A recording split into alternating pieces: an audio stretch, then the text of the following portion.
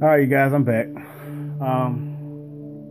This is part two of my testimony. My name is Alvin. Like I said, I'm from Camden. Just in case y'all didn't watch part, y'all catch on this before y'all hit part one. I'm from Camden. I moved to Philly when I was, I don't know how old, maybe months, I'm not sure.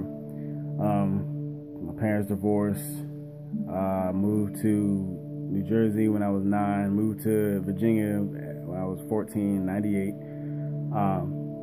Man, it's 2016, man. It's been so long. Anyway, I was 19 when at the time I lost my virginity to that girl. She got pregnant. I was 19. It was around 2003, I believe. I was 19, and I was in my senior year.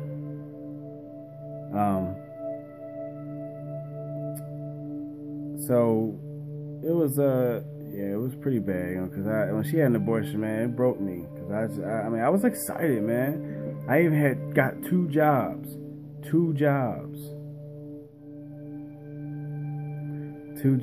so I can take care of my baby. But it didn't happen. Been through a whole bunch of relationships and a whole bunch of different women that I just slept with, you know, just randomly. I didn't care, man. I just slept with them. I mean, one time the girl gave me $60 to go shopping for me. You know what I'm saying? She thought she wanted to have a relationship and all that. I don't know. I wasn't really ready. Nah. At the time, I was like, nah. You know, we just had sex in front of her child. Her child was laying right there on the bed. Wow. But so anyway, a whole bunch of relationships, a whole bunch of women, sleeping with women, doing a whole bunch of drinking, drugs.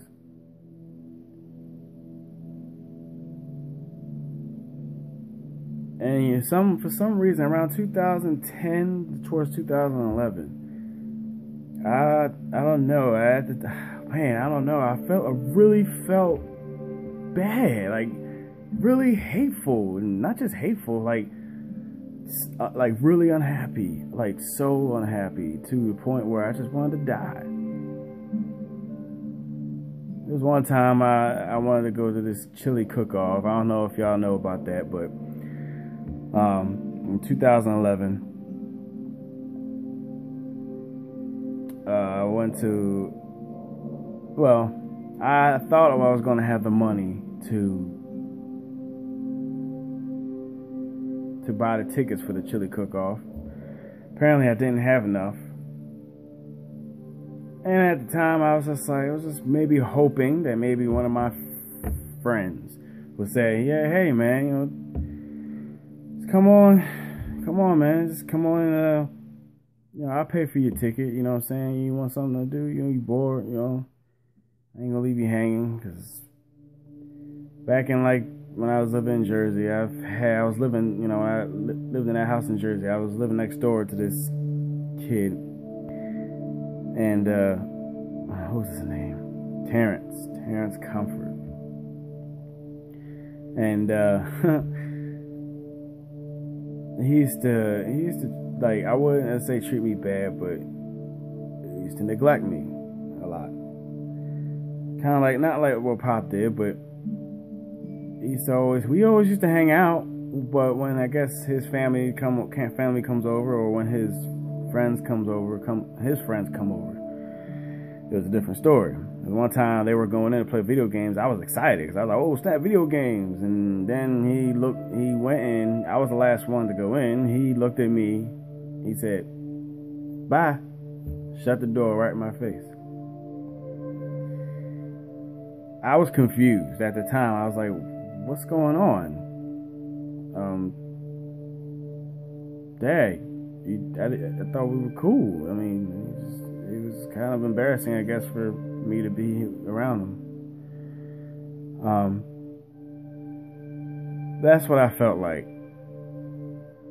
It felt terrible. I really felt terrible. I felt like I wasn't wanted. And, you know, my mom loved me, but I wasn't thinking about that. You know, I was just thinking about myself and being wicked as usual. I was thinking, you know, that my friends back in 2011, when I was going to Chili Cook-Off, I was thinking my friends, they didn't want to be around me. I thought they were embarrassed to be around me at the time. So I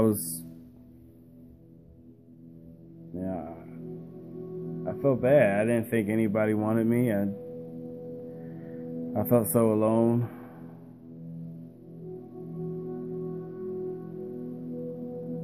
So I had about 15 or 17 Xanax pills that was prescribed to me. I think it was one time I hurt myself or something. I don't remember, but they gave me prescribed me with Xanax. It just so happens that my friend Shorty had the same thing. Same Xanax and everything. I asked her to give me some. She just gave me 11 more. And they were on their way to the Chili Cook-Off, and of course it made me worse to think, oh, they're going to Chili Cook-Off, and I'm going to go back and take these freaking pills and just die. Screw it. Why stay here? Nobody gives a darn. So I decided to take the pills. I took them not all at once. I'm not going to take 27, 26 pills all at once. I ain't going to do that. I just took 3 here, 4 here, 5 here, and I took another 3. I didn't go no more than 5. I ain't that crazy. But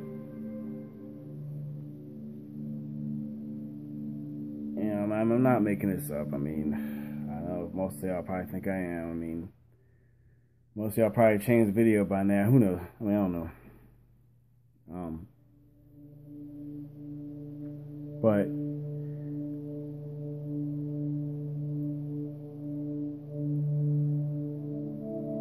I didn't die, obviously, but I fell asleep for about 24, 25 hours.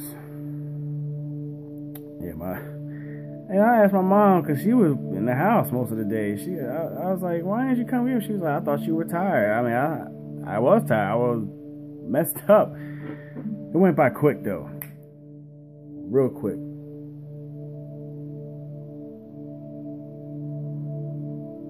"24 hours. I woke up. I was messed up I was like, oh, I was woozy. I was messed up. And I still didn't feel good. I wasn't happy because I was still alive. There's one girl on Facebook. I was on Facebook, and this one girl, I forgot who she was. I think she was Shorty, my friend Shorty's boyfriend's cousin. I posted something on Facebook. I forgot what it was.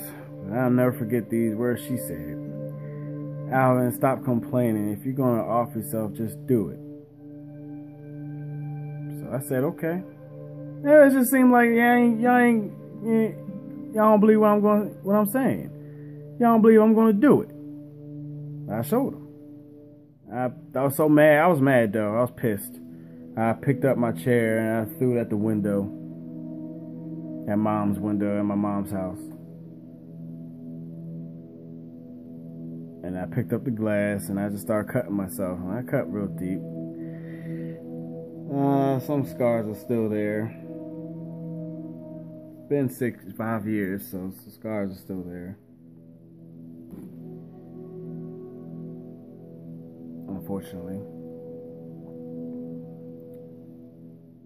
My mom came home, though. I was bleeding all over the place. My mom came home.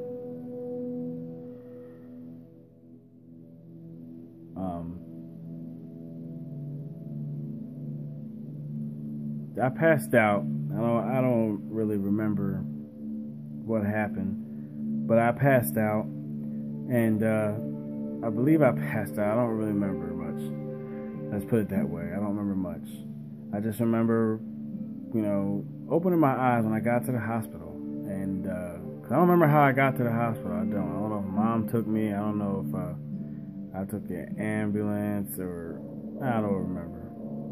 But I went to the hospital, and they had me in handcuffs. And I was wondering why they had me in handcuffs. It didn't make no sense. Like, what the heck? What's going on? They said I was acting crazy and wilding out and funny because when I guess right before I woke up, I did hear some screaming, and it just sounded like it was apparently it was me. I guess I blacked out. I don't know.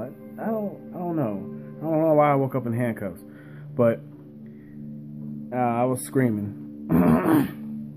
I guess. I mean, that's what I heard myself screaming. I've heard other people, and